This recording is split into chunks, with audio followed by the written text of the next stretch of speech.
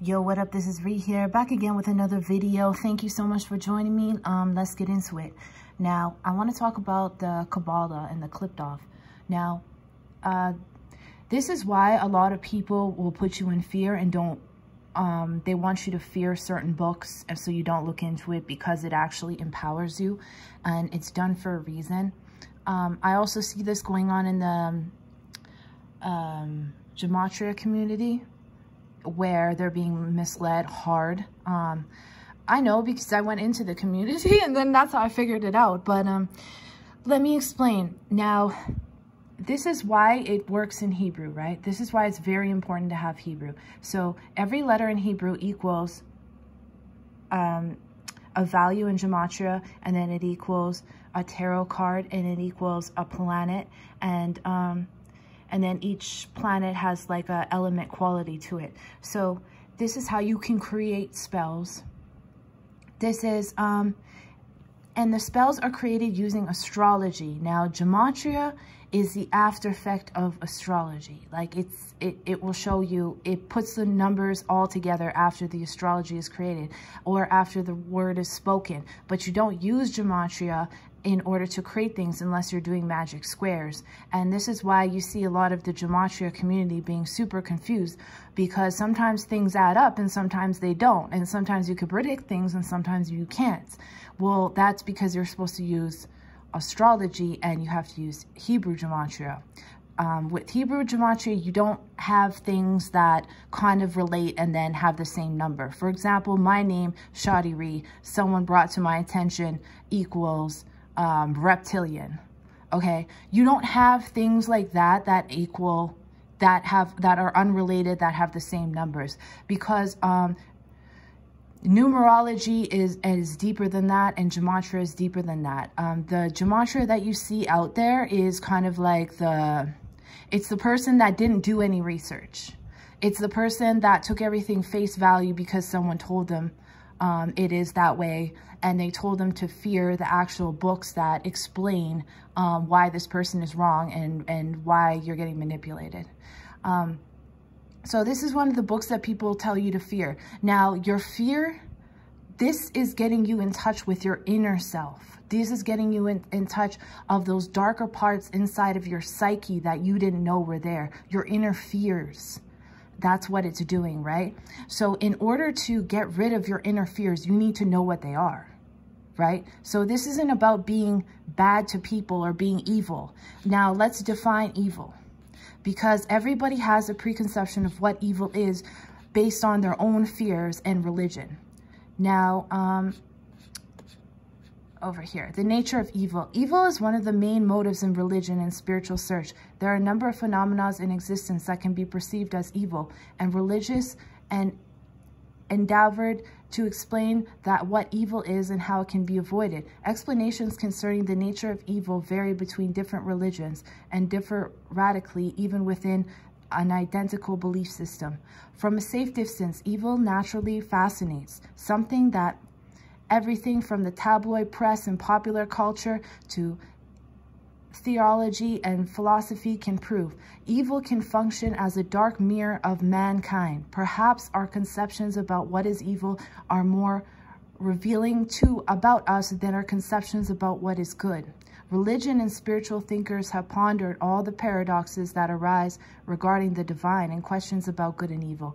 The most known examples are probably the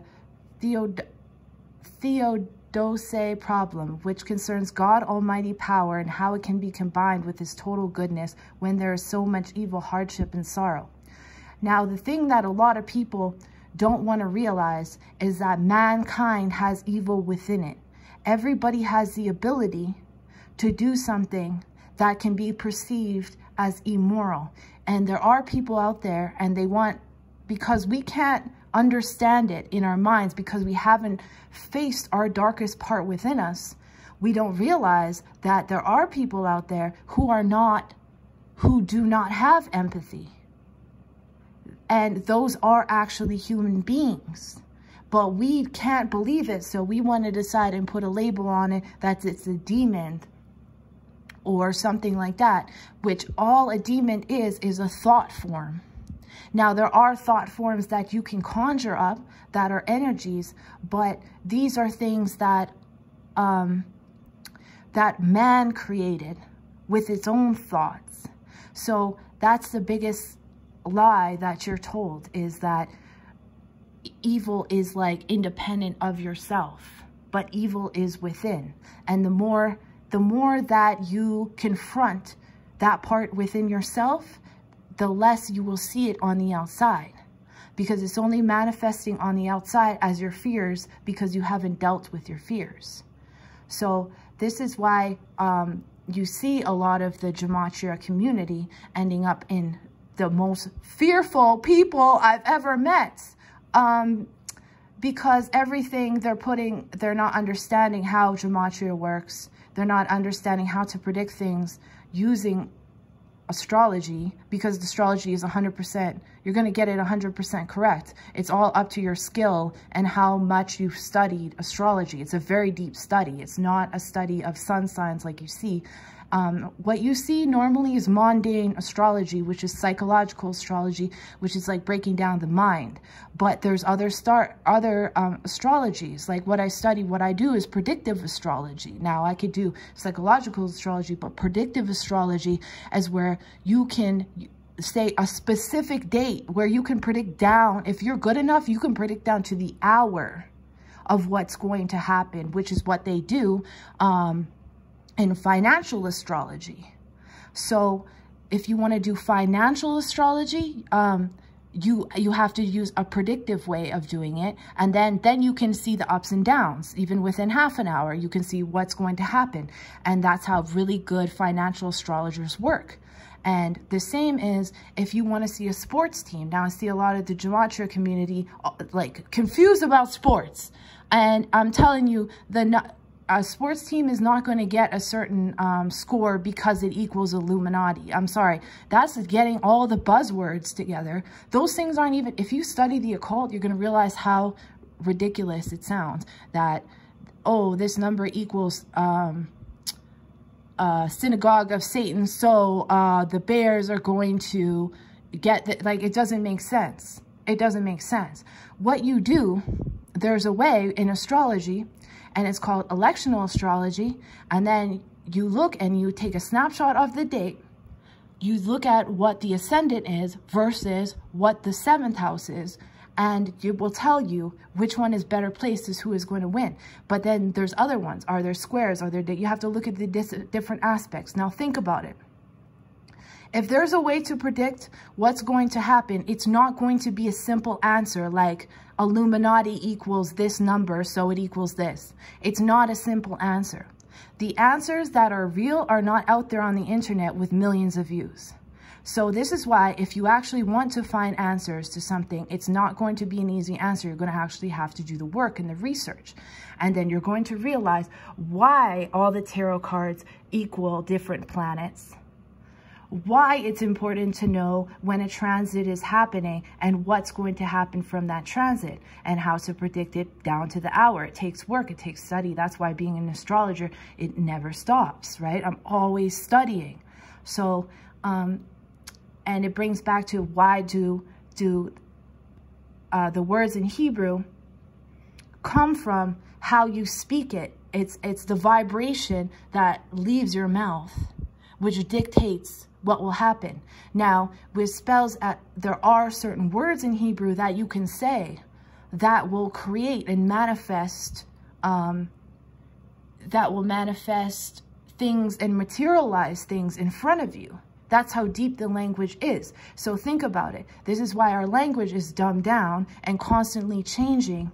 And constantly the definitions are constantly changing, because it's getting us further and further away of speaking what we're really speaking. So that's why we have to look back at the definitions. That's why things like understand should be, you know, overstand. Like, that's why a lot of our words that we're speaking, like the weak, shouldn't be weak. It should be a strong.